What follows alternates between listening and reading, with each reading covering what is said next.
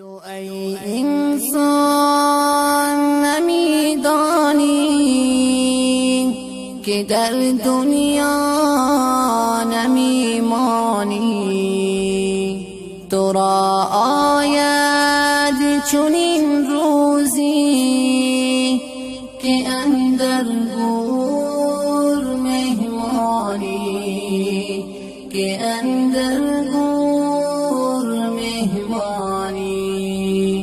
کجا شد آدم و حوا، کجا شد نوح کشتیبان، که وقتی بود در طوفان خدایش بود پشتیبان، خدایش بود پشتیبان.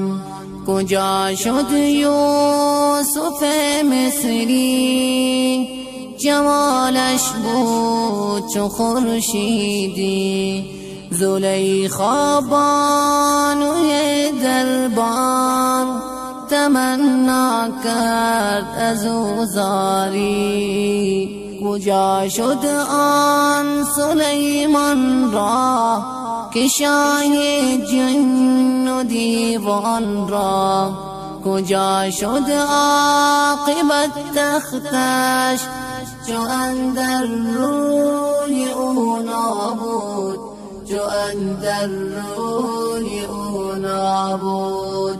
کجا شد حضرت موسی، خدا داد معجزش عصا، بسا جنگید با فرعون که غرقش کرد در دریا، که غرقش کرد در دریا. کجا شد آن حبیب الله محمد ابن عبدالله، شب معراج بر کرسی حضورش خواند آن الله، شب معراج بر کرسی حضورش خواند آن الله. نبی الله در این عالم به مثل ماهی تابان بود، جمال نازنین او دل آرام صحابان بود، جمال نازنین او دل آرام صحابان بود. ابو بکر غار او همیشه جان نثار او، زی دوستی نبی قبرش بگردید هم جوار او، زی دوستی نبی قبرش بگردید هم جوار او.